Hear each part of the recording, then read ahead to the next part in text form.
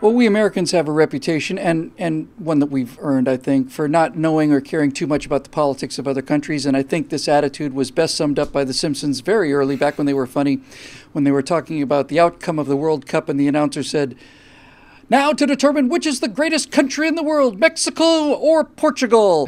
And I just thought that was pretty much right on the money. I love that bit. Phil Hartman. I'm sorry. So this is the curse of living in the greatest country in the world.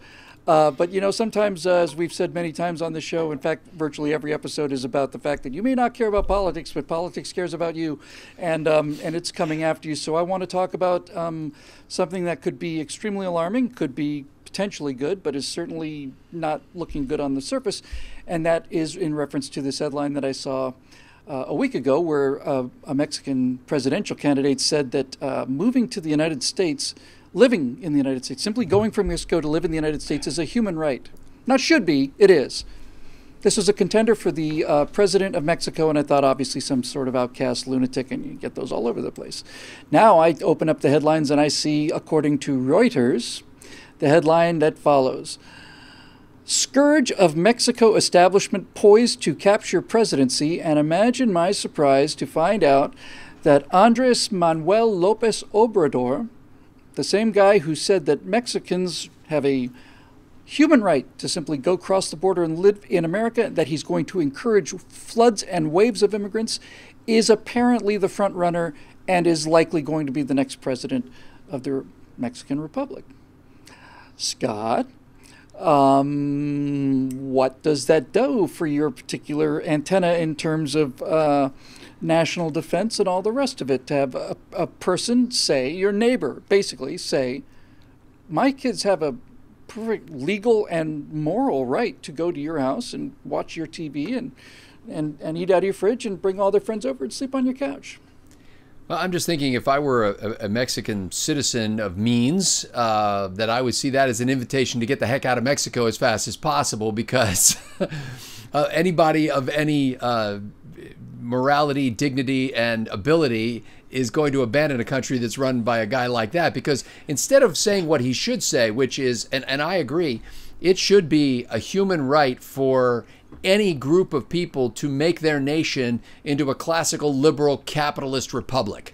I mean, that's what you're really saying there. It's like, well, yeah, it should be a human right. Everybody should have free speech. Everybody should have freedom of religion. Everybody should have the ability to trade, buy, and sell property with security for property rights. That should exist everywhere. What he's really saying is, we haven't been able to make a go of that down here. And so what we're doing is saying, everybody has a right to this kind of a life. We don't have it here. Go to America if you want that kind of thing. It's, you know, if there were such thing as a tourism promotion bureau, or a, you know, it used to be back in the day, you know, Abraham Lincoln was writing letters in, you know, saying of the benefits, you know, send us your people. We needed workers. We needed more people in this country. I'm not one of those who is as alarmed as some of my friends about the influx of people who want to come to this country for all the right reasons. And I don't think that the percentage of people who want to come for the wrong reasons is as high as it's being portrayed. There's certainly some, and we should know who's coming across our border. But I think what he just said is, Mexico is a failed state, and I want to be president of that failed state. Wow, what a campaign slogan. Steve, I have to tell you, I'm embarrassed to say this, because I don't believe I've ever quoted Lenin before, and at least not feeling like I was on the same side. Not even the McCartney. mere thought of it makes me want to go and have that, not just take a shower, have that kind of brush down that they had in that nuclear film. What was that woman of the Silkwood. 3 Mile Island. Silkwood. Yeah. Silkwood. Thank you. Silkwood. Yeah, one of the. I feel like we need one of those wire brush downs after saying this. Yeah, I need a Brillo cat and a bar of lava. Yeah. On some level, Steve, could you make the case that when Lenin said the worse the better, that having a president of Mexico who simply declares the border is open, no more joking around about it, and encourages his citizens to come and live in the United States as long as they want, on some level, do you think that that will actually activate the American people in such numbers as to make something like a border wall inevitable, and we haven't seen one yet. But if the number of illegal immigrants multiplies by a factor of 10 or 20 or 50, it's already, the wall has a majority support in this country. If the president of Mexico declares that this border doesn't exist, do you think that's actually good for America in the long run? Wow.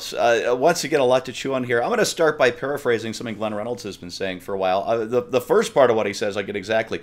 He said that Trump's biggest talent so far has been, and then here's the part I have to paraphrase because I don't remember Glenn's exact words, but they're much nicer than the ones I want to use. So Trump's real talent so far has been exposing the left for the creepy, entitled, shrieking jerks they've always been. And that's really what he's done here with the heir apparent to the presidency of Mexico, isn't it? He thinks it's his right to send as many of his people here to get rid of him as he can. I should say, I'm kind of like Scott. I'm not a big wall guy. But I'll tell you what's going to happen if this sort of thing continues unchecked. Not only are we going to build the wall, Bill, and we're going to build it 40 feet high or whatever height the big beautiful wall is supposed to be, but we're going to build two of them is what's going to happen if Mexico actually does try to invade us by millions under the encouragement of the president. We're going to build two walls. The first wall will be along our border, and it'll be however high we feel like we need to build it. The other wall will be built by the United States military, and it's going to be built about 10 kilometers south of the one on our wall, and we're just going to declare it a no man's land. We're going to fill it with landmines and all the rest. It's going to be a 2,000-mile version of the Korean demilitarized zone, if that's what it takes, if Mexico really wants an invasion. Because, you know, we don't want a failed state on our border. We really don't. We want Mexico to be prosperous and happy and trade with us, you know, and all the good stuff. I love free trade. I love all that. But if Mexico wants to start acting like a failed state while they still have an actual government, then something bad is going to happen, Bill. It's inevitable. The pushback is going to be equal to the offense, and I don't want to do this. You know, we fought a couple of wars with Mexico before, and it didn't turn out very well for them, and I'm afraid that if this joker becomes president, we're going to have to do it again. Yes, both of you use the term failed state, and this is a term that needs to be used frequently, and it's not being used at all because we don't want to hurt anybody's feelings, but you may notice that we do not have a problem with a huge inrush of immigrants from Canada. This is, in fact, what's clearly the case.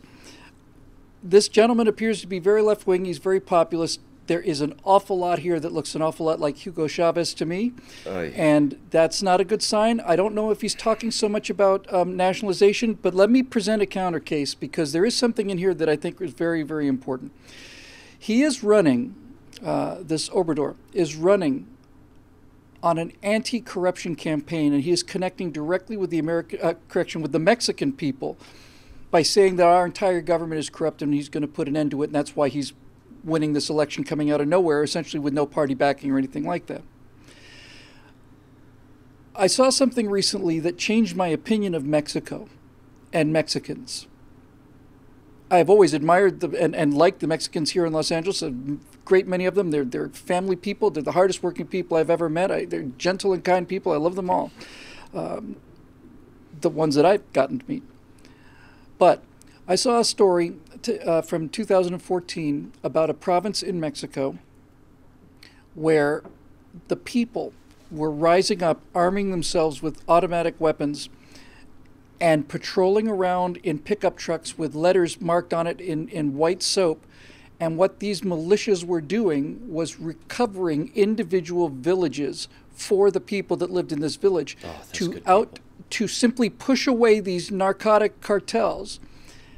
And furthermore, push away the Mexican police. The Mexican government has demanded these militias disband and basically become an unarmed police force, and these militiamen have said no.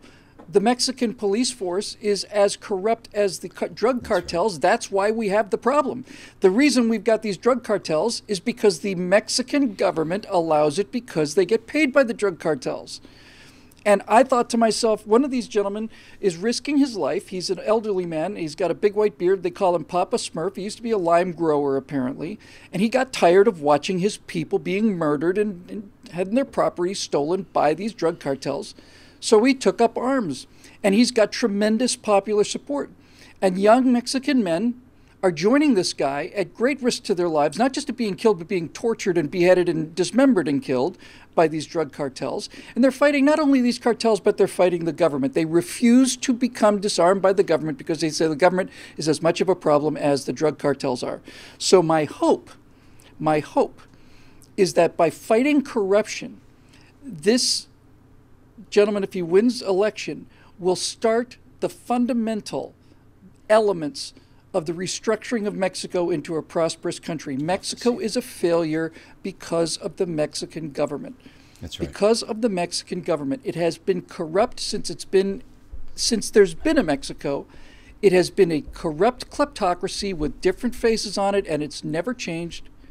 And if this person can at least get to the root of the corruption problem, I think it would be better for the United States interest long term to have an uncorrupt, left-leaning government in Mexico than it would be to have this system where you have to decide which criminal gang you want to align yourself with because they're both aligned with each other, the cartels or the Mexican federales. That's not to say there aren't a large number of extremely brave people in the Mexican government. There's a large number of extremely brave policemen in the Mexican police force. I'm not taking anything away from those individuals, but as a political unit, you got to start from somewhere, and I think starting from the top is probably not a bad place. Thanks, as always, to our members here at BillWhittle.com for not only making the show possible, but also for continuously saying, oh, no, we should make this public. It's important. You need to see it. Yeah. That attitude is not so much membership as patronage. And for this, we are eternally grateful and eternally encouraged. So we will see you next week on Right Angle.